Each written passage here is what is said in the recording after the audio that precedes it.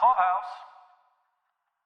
Well, at the end of the day, that's your main job, right? To keep the storyline clean and to the script. So it makes so much sense to me that it would be really frowned upon for you to have like a big blinking frosty light in the background. I could see where that'd be like, we're looking at Missy right now, not as Frosty. Like, that's irritating. I think I would definitely get called to the set in an emergency run over the walkies if that happened. Can we get Beth on set, find out what she was thinking when she went crazy with Sparkle?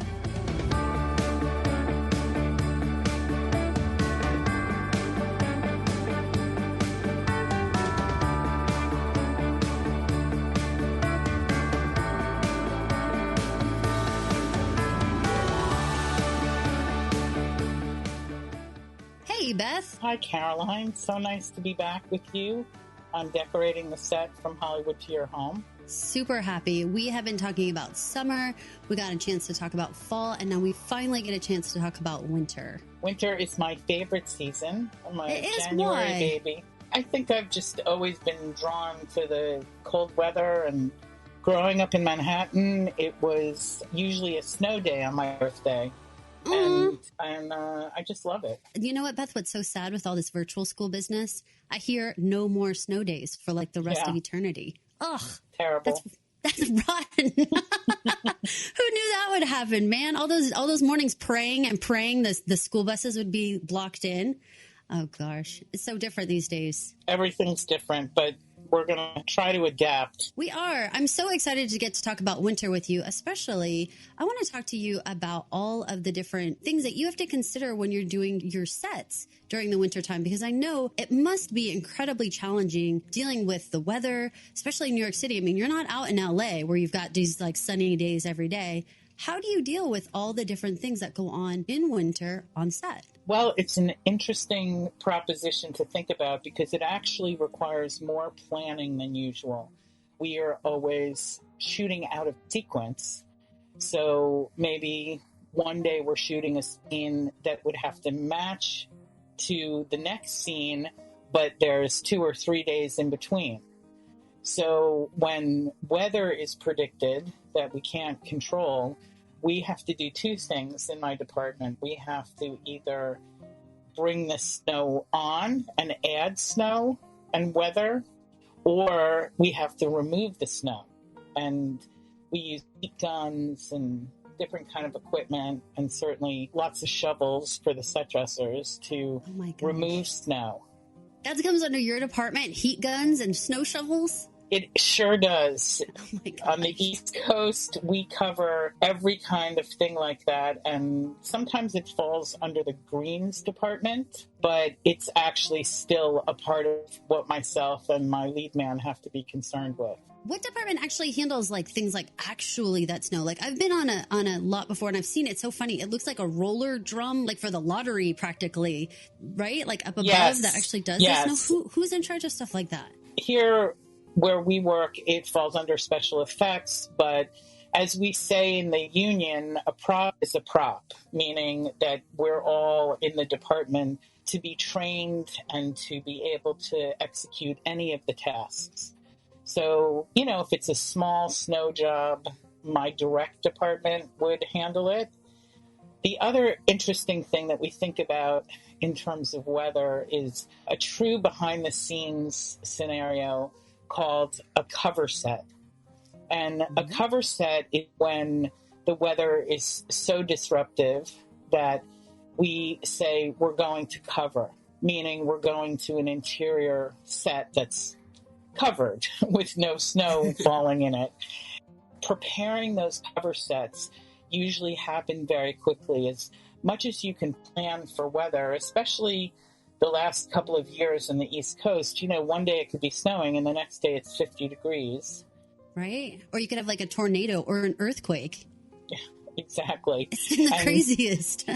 That's really one of the biggest challenges for a set decorator, to move and shift into a completely different world really, really at the last minute. The way that I handle it is through experience, but also You have to be adaptable. For instance, in the cover set, maybe I had planned to use a certain sofa or a certain carpet or, something specific. And that set wasn't going to be finished until next week. But here we are going to cover tomorrow. So I have to shift my concept, maybe the palette, and go with something else. And it usually works out pretty well. You just have to be willing to just go with the flow completely. Gosh, that's so complicated for you to have this like backup contingency set. But what happens if you use it like right away at the beginning? And then what? Well, there you lead us to another behind the scenes definition, which is when you blow your cover. So if you literally shoot the set out and you blow that cover, then there's a lot of rearranging and changing the production schedule to think about where your next cover set is coming from. I feel like I have a lot more respect for like the Hallmark movie sets with all that snow, with all that what they must have to do all the time to be like making sure they're keeping up with consistency. They must have huge departments of people who have a lot of tricks up their sleeves for doing snow blankets, which are big rolls of fluffy cotton. And then, when the camera gets really close, you want to make sure that things look real. And, you're not looking at snow that looks like it's falling out of the hands of a guy on a ladder. Those times when it looks like confetti or something exactly. being thrown at people. The old-fashioned way. And through the years, I'm sure there are many more tools, machines, concepts, and of course, you can always lay in snow as a visual effect now. Ah, very true. Well, and I know that for you, you've talked about how you guys go to great lengths to make those three-dimensional layers on your set, even when you're outside in nature. How does that affect like a winter set? Any season, really, when we're hanging a backdrop outside of a set that's built on a stage, we add that three-dimensional quality by hanging a branch literally on a metal stand called a grip stand. We hang branches out there, and of course we adapt the branches for different seasons. So we would have, a fall branch with beautiful fall colored leaves, or a spring, very green branches. And in the winter, sometimes we do leafless branches. Other things that we do when we're shooting on location is we carry actually dead leaves with us. Dead brown leaves, dead brown sap leaves that we throw on the street. And, sometimes maybe there'll be a natural windy day, or sometimes we'll turn on a fan, and that all adds to the atmosphere of weather. I know like a lot of times when people are trying to show that it's wintertime and they maybe don't do an elaborate outdoor set, they do that gazing out of the window biz. Have you ever had any sets where you've had to work with that in a script? Yes. I mean, we tend to try to keep things seasonless. In today's world, TV shows air in all different countries, in all different seasons. So usually the way that we do something like that is to kind of show the weather change in terms of wardrobe when when your show's going to air, extra coats. Sometimes I even have to acquire a coat rack, or some place there's discussion of, okay, well, that actor, actress is going to have a coat in their hands. What are they doing with it? Just walking around the scene. Walking around holding coats for the whole episode. So, that comes under my bailiwick. The other thing is, sometimes we do want to see seasons change. In the first season of episodes of Evil, we saw winter outside the main house, the bay window. We saw Halloween with decorations hanging from the ceiling. And we did little subtle moves and changes to depict the actual season. Okay, so you're going to show the audience like we're moving in time. We're going down the timeline here. It's not like just a day later, but we've moved on in the year. how do you guys show that it's winter beyond just like a giant wreath or a Christmas tree or a menorah or something like that? How are you kind of saying like, hey, you guys, we're getting into the holiday season without like blaring it? We actually don't usually make specific choices like that unless they're scripted. And they're usually scripted when there are younger actors and actresses in the show. You know, again, perfect example in Evil, we had a storyline that was decorating the set literally for holiday. And we did it for Halloween, and then we did it for Christmas. In a show like that, you go full blown. In different shows, I might change out the pillows. I might add a throw, something that felt very summery, like plants. I might change up a flower arrangement, say in a law office where you're telling the kind of subtle story that they have a corporate florist. So I play that role along with designing something with my florist that I've used for years. We think about little subtle changes, like perhaps an amaryllis in a pot would show that season very quickly to the eye. You know, so it's not something that's going to hit you over the head, but make subtle changes. Now, why don't you guys just decide to go full on, like, you know, blinking snowmen? Is there a difference between if you guys are doing like a comedy series versus like a drama? I'd say sure that comedies tend to push that envelope more. What I find is that we seem to always be shooting in a season that we don't want to portray. So, for instance, another part of my team's job is to remove all the decorations that exist. Like, say we're shooting at a restaurant and it's in full-blown Halloween or full-blown fall or full-blown Christmas. You know, it's inevitable that the biggest part of the job we have that day is probably taking down their decorations and then restoring them.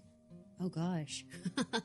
So why? Like, I understand that in that case of like, you know, it's not for continuity's sake, it doesn't make sense to the time in the show. So it might be like a different time in the show than it is when you guys are actually shooting it.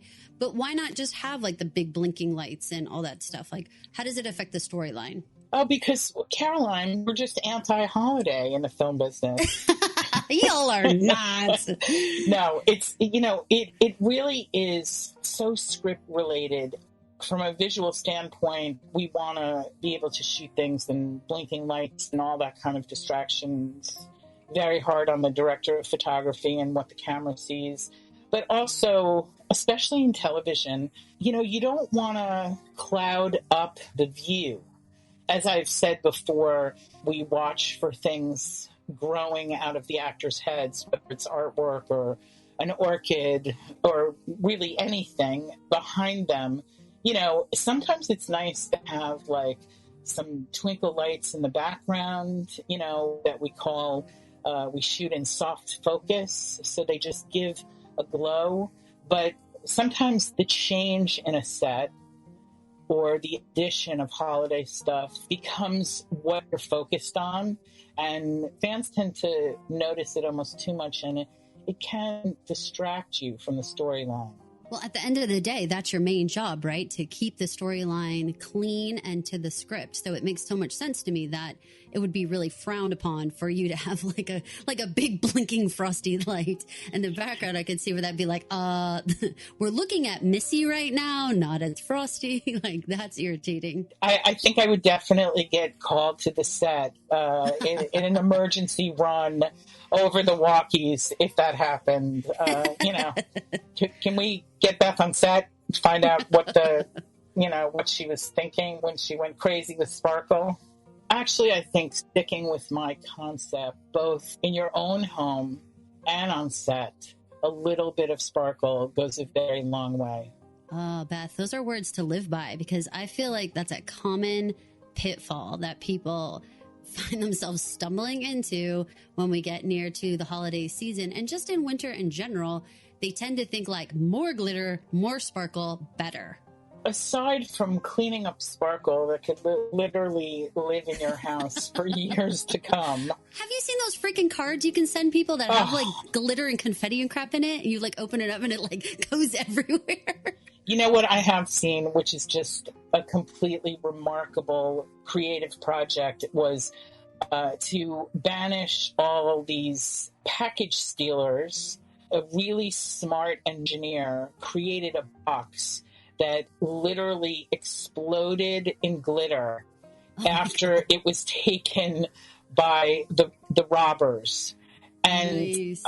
I mean, I just reveled in watching that, in thinking, that these people who were stealing ended up living probably with glitter in everything for the rest of their lives. It's like being at the beach, right? You find like sand in every crevice for months to come. Oh yeah, but sand is one thing. Glitter is a nightmare. So besides, it really is funny because I've gone through this for the last couple of years at the holiday season. One of my assistant set decorators is a glitter lover. Yeah. So, every gift bag, every card, every seasonal decoration, she tends to move towards is filled with glitter. And, I literally I think I have an allergic reaction to it. Beth, I've never met you in person, but something tells me that you might wear a lot of black in your gig. Is that true? Certainly not as much as I did in the theater. I'm feeling like glitter could be a disaster is what I'm thinking. Like, oh, yeah. Total mess. So if you are a glitter lover, right? Say you are just tried and true. You just freaking love the glitter. Okay, and I'm going to allow you that. Okay, what can I substitute, though? What could I use instead to scratch that itch, but at the same time not make us all crazy with your glitter ways? One of my most favorite things in general to change the tone and the mood anywhere, whether it's on set or in your home, is lighting. And seasonal lighting right now, while we're all staying inside and we're all having smaller celebrations, is something that I think is great for your mood and a great, easy way to transform your living space. School me on lighting, because I know you are beyond an expert in all the different ways that we can do lighting in our home. And a lot of people think, I already have lights. I have a table light and I have a light in my ceiling. What else could Beth possibly be talking about? Well, to kind of up the ante for the holidays, I would say that twinkle lights go a long way, whether you like them multicolored strings of them or just beautiful white lights. Think about your apartment or your home as a space that's already set up to add lighting to. Let's say you've got two windows that have drapes on them, drapery rods. You could just take strings of twinkle lights and wrap them around the drapery rods and kind of make a framed lighting piece yourself. And like I can use those like battery operated ones, right? Because the battery can maybe kind of hide behind the drapes. There are so many great new battery operated choices, and all of them can be available online to you. Or I'm a big fan of the local hardware store.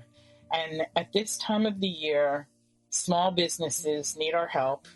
Think about the fact that we could just buy these little votives and place them on your tablescape in between different items, that you can get these strings of lights.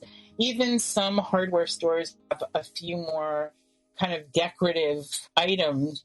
Say you've got a chandelier over your dining room table that has small shades on it.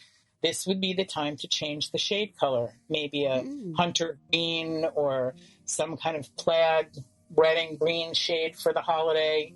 It's such a simple way that you're not doing a heavy redo or a difficult project that requires the help of an electrician. There's a lot to be said for just turning some of your overhead lights off, or, if they're on a dimmer, turning them down, and kind of have a fun project rebalancing the light in your space so it'll feel festive and it will actually be different than your daily existence in that space. Another option is really to lower the light if you don't have a dimmer, is to change some of your table lamps light bulbs. Light bulbs come in different wattages, and most likely you're all using them to function in your houses that are being used as your office and your living space and your teaching space, everything on high wattage. But for this time of coziness and relaxing in your home, you could just change out a 60-watt bulb for a 25-watt bulb that you bought at the hardware store, and it makes everything nice and glowy. That's such a beautiful idea for like your dining space. And I could see where people could use that opposite idea for those who are feeling like it's getting so dark so early in the year here now. It's so nice to be able to maybe up your wattage in another room where you're feeling like, oh my God, it's dark all the time in here. What should I do? It seems like you could go the opposite way. Stick a 100-watt bulb in those ones, but bring your lower watt ones into where you're trying to create that dining atmosphere. Absolutely. And I am a big fan of lights that are specifically made for people who have seasonal disorder and who are helped by a higher wattage light box, really. We use light boxes to light set. In art and photography, people use light boxes to see slides and negatives. But there are so many products made that are light boxes for your body, mind, and soul that help people through this getting dark so early time. I've seen those ones even where you can use it by your bedside, where it like starts to light up when the sun is supposed to be lighting up, like gradually lights up your room. I think that's so fascinating. Exactly. It's retraining yourself for this time of the year. I know a lot of people who use them and find them very soothing. And that's a super good reminder that it's not just visually when it comes to creating your home, but also like actually creating that feeling inside of yourself of, being able to adjust your lighting and actually affects your mood. Yes, I have this vision of everybody trying my idea, going to their hardware store, readjusting their rooms, maybe just the dining room or the place where you open your gifts. And all these things could be good gift ideas too.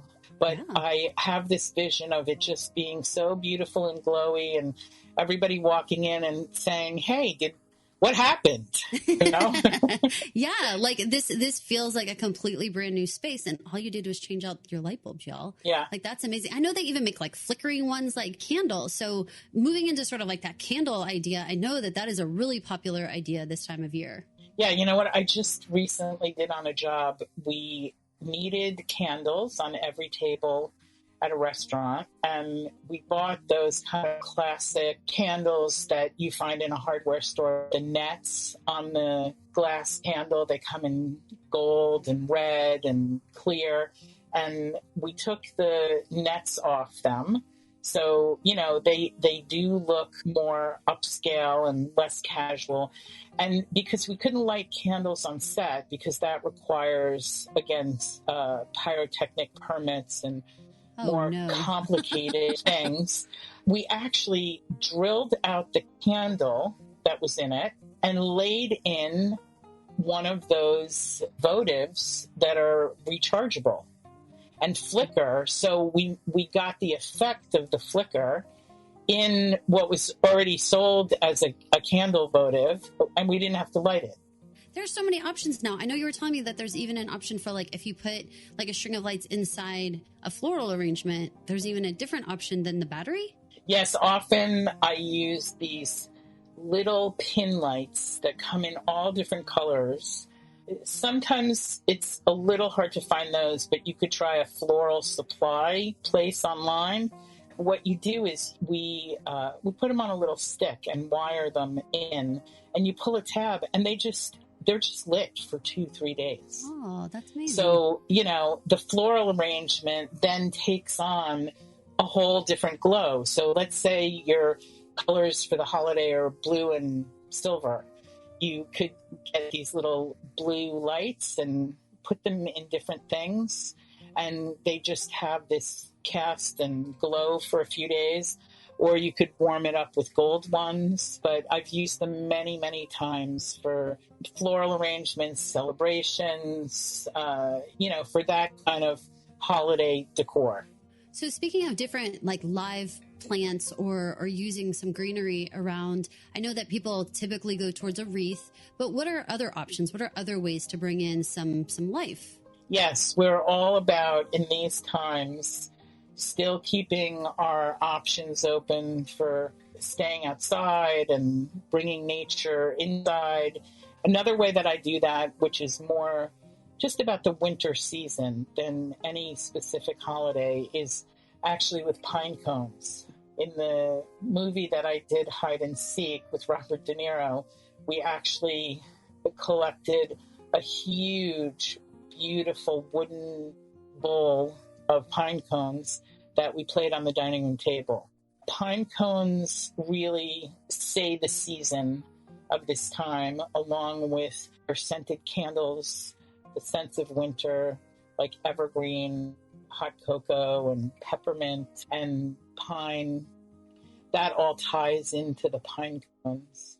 And it's a subtle scent, but it really makes you feel like you're outdoors. And, when you keep your windows open a little bit more, because we're trying to keep the air flowing these days, it'll really make the whole house smell great.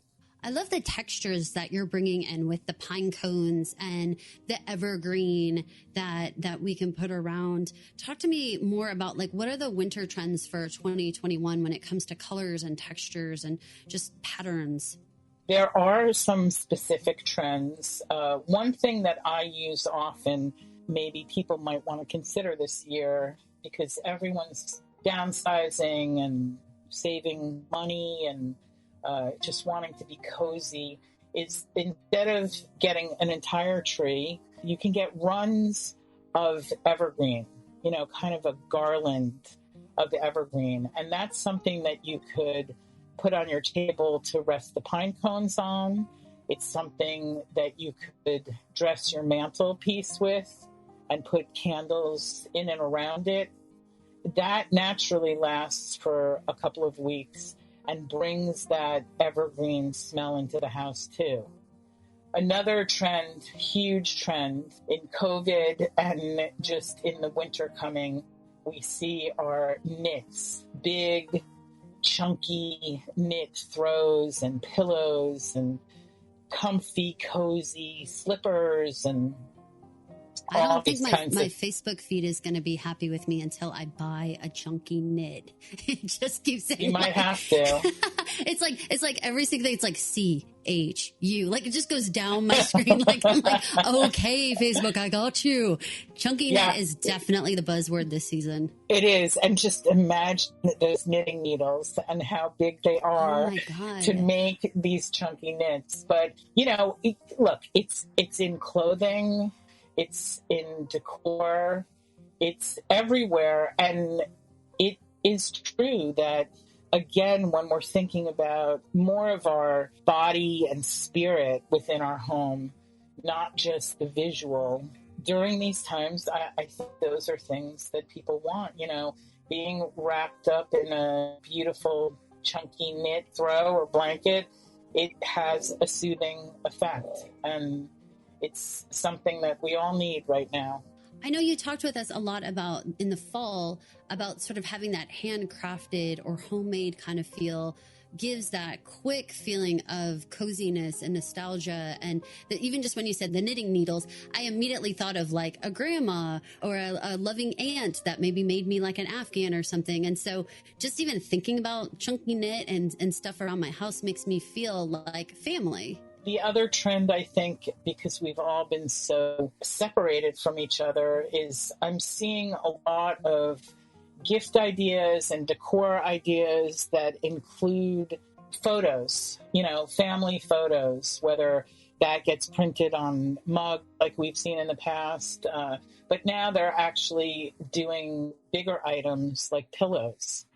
Having both the comfort of that kind of decor item, but adding a friendly family photo or a face that you're missing so much It's actually turned a decor item into another feel-good, comforting situation. I've completely seen those quilts where they're either, it's like a combination of someone's clothing plus photographs and kind of mixing and matching those squares to have that warm, cozy, familiar kind of wrap it all around you. Yeah. And it's, also the same way in which companies offer different smaller items, having photographs printed on them. Now they seem to be offering more decor items. When it comes to colors, what are you seeing this season? I know, everyone thinks of red and green for the holiday season, but I know that there's many other choices this year. I am seeing a lot of things that people might shy away from, which is a mixed metal situation. We're talking about mixing gold and silver and rose gold or copper. Some of that with clean, snowy white and cream colors. All you fans of golden yellow, a really rich golden yellow, I'm seeing so much of that. And on the other end of the color wheel, there's also a huge trend in 2021 of just really spa-like, soothing, zen colors, really akin to my famous choice for Alicia's bedroom, beach glass. I was checking out the Holiday House in New York City, their 2020 sort of spread that they have. It's virtual this year. And the amount of streamlined design that I saw kind of knocked me back, because even in the bedrooms, there wasn't that kind of, for lack of a better word, like fussiness about anything. Everything was so clean. And all I could think about was when you had given the advice for summer, when you said, make sure that you go through the house first thing and get out all that clutter. Make sure that you are like streamlining everything. And it seems like now that we've been living in our homes for an additional fall season and we're coming into winter, it feels time to clean out again. Get everything out that you don't need for 2021 and start with that fresh slate. And that white streamlined look feels like so perfect. I agree that 9 months into this now, the best thing for our heads to stay clear is for our environments to stay as manageable as possible. We really have adapted. I've seen that with my clients. I've seen that with going back to the film business. I've seen it in magazines and I've seen it online in all kinds of design trends. And I think it's really important for everybody's sense of well-being to continue that.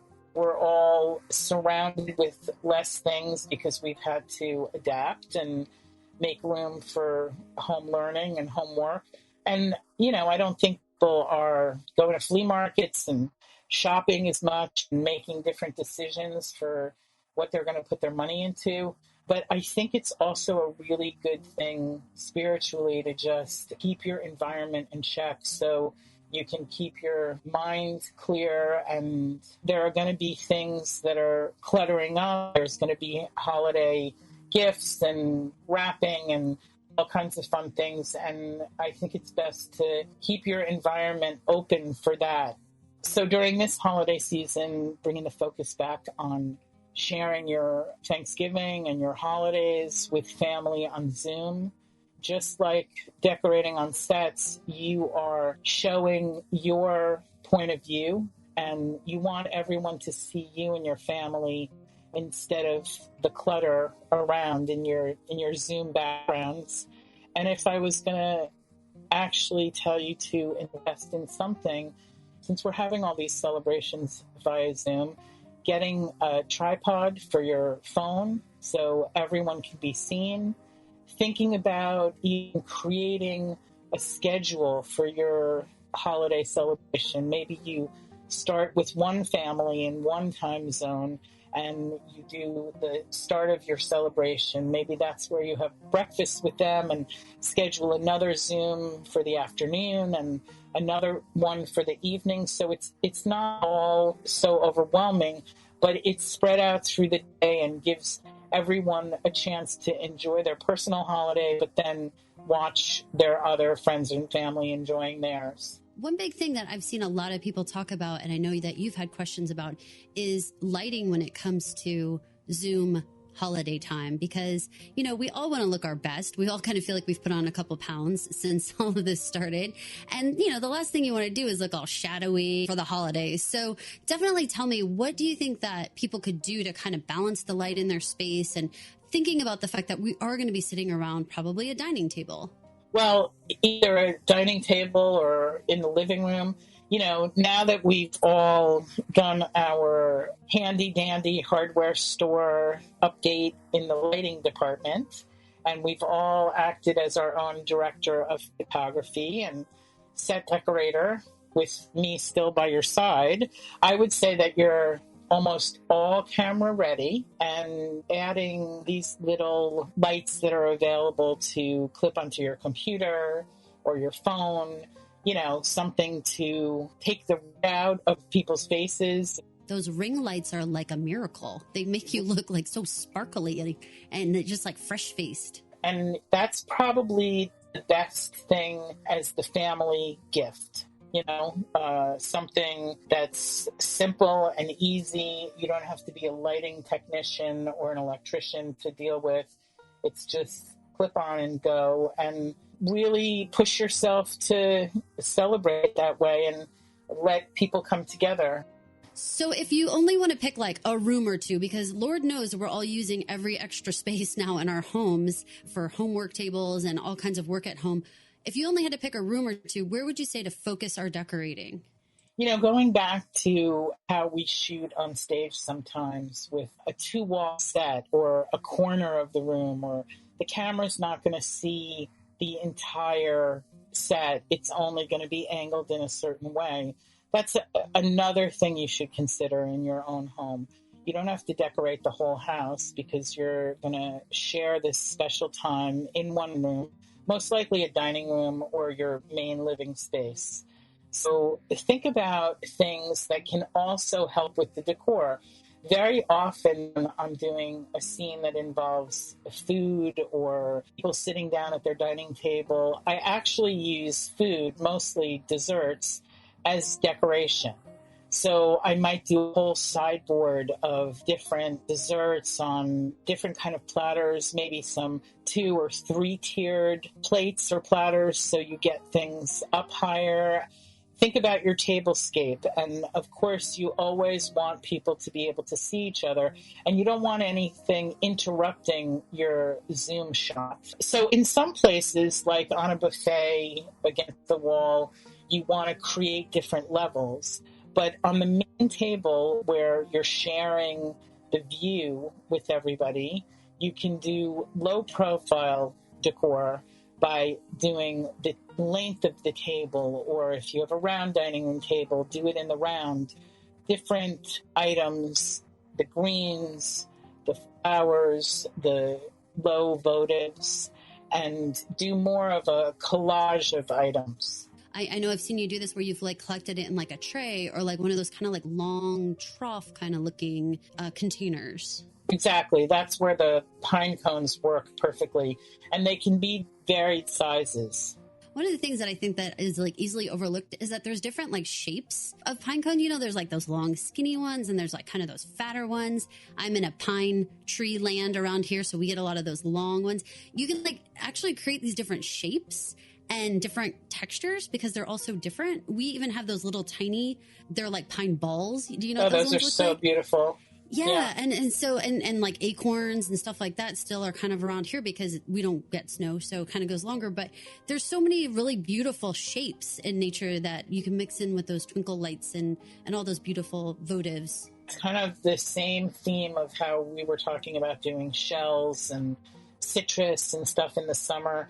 This is really a winter item that brings the nature in. And I think that's something that moves people and gives them memories and makes them feel like they're not stuck inside for winter. One of the beautiful gift ideas that we had seen recently was the idea of gifting live plants or centerpieces. Just today, I saw an entire company that is all about that. It's just one item, one flower that is wanting to be more of an experience for the giver and for the giftee. Oh, tell me, how does this work? It's more about thinking this season that maybe the best gift is something floral, something that blooms. I have always given amaryllises to many different people in my life during the holiday season because it's the gift that keeps on giving. It starts out and it's just the bulb in a pot, and they're sold in various different containers. But I love to always hear from whoever I've sent it to when it finally blooms full, big on. That's a way in which people can think this season about receiving something or giving something that feels like it's full of life right now. I think that's something very necessary, and it lasts. It makes you feel special.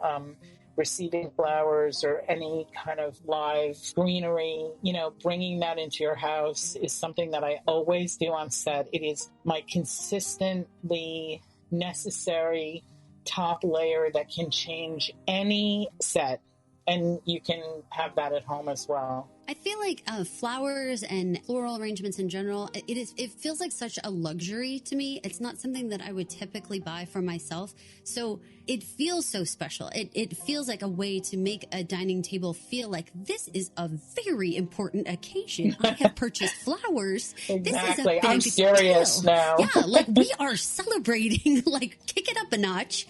It's so beautiful. And for me, so one of my children has a sensory disability. And so the smells of flowers and the texture of flowers for her is like such an add, as opposed to just more plastic or more fake artificial stuff. Like the feel of a live flower is meaningful on so many other levels. I agree. I completely agree. It just raises your spirits in a way that nothing really can do. I know people who seriously work into their budget, as inexpensive as it is, some kind of grocery store or corner market store, a bunch of flowers that really change their mood. I actually remember buying just most recently, my first bunch of flowers since COVID began. I almost had stopped thinking that way. They were in my local grocery store. We used to have a whole aisle of them almost, and that stopped, and then they started up again, and it meant so much. It felt like, okay, things are getting better. I can look at beautiful flowers. Yeah, no, it's so true. I feel the exact same way because I think there's like a time when you feel like, gosh, it's so frivolous on some level, right? And then it's like when you actually take that moment and you say, no, I don't want fake plastic everything. I want something that's live and beautiful and breathing the same air that I am. Like it feels good. It feels so much more fulfilling. Absolutely. And any of you who follow me on my Instagram, Back Home Decor, you know that I am florally obsessed because every day in my stories, you can see beautiful, beautiful floral arrangements of any kind, whether they're real floral arrangements or they're paintings of flowers or graphics of flowers. It's something that I started almost a year ago, and I am committed to the never-ending search for beautiful floral images. I love that. And what a beautiful gift to give to family members. I mean, and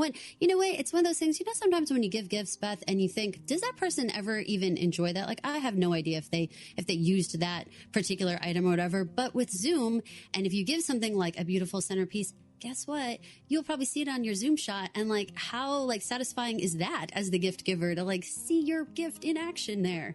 Listen, Caroline, you're talking my language, You're like, tell me, talk slower, Caroline. The language of flowers is very meaningful to me, and I wholeheartedly endorse this as the gift-giving item of the season. So, Beth, we have a question from Alex from Arizona, and she asks, Beth, I know that you are a longtime lover of TV and movies. Do you have a holiday tradition of something that you sit down and watch every year? That's a good question, Alex. I tend to watch probably whatever's on at the moment. Big fan of Home Alone. Love to listen to Adam Sandler's Hanukkah song. Aww. And a tradition in our house is definitely watching the Macy's Thanksgiving Day Parade. And back many years ago, we used to go in my neighborhood and see the balloons being blown up. That was a given to start off our holidays. One of our newest traditions is watching the dog show after the parade. People don't often think about it, but we all watch it after the parade, right? Like, I love watching it afterwards. Yeah, that's the go-to for sure. I'm always like, the Yorkie's going to win. No. Like, I know anything about the dogs, but for right then, I am a freaking expert. I can tell you everything. Yeah. And you can just be the announcer. That's how much you know, right? You know it. You know it. Beth, it has been so amazing to get to talk to you again, and I'm so excited that we are heading into our 2021 Season 2 episodes that will be coming out in January. I'm so excited for that. Can you tease our listeners about some of the things that are coming our way? Yes, Caroline, it's been fantastic to start up again, and I'm thrilled to have a Season 2 podcast. I do have some upcoming projects that I'm going to let you all know about it, and you can follow me on Back Home Decor on Instagram and see specific photos from new episodes and some film work. And we're going to continue to take questions, and I'm going to continue to be the set decorator by your side and give you all the tips, tools you need for your own home. I am so excited. This is going to be an amazing season.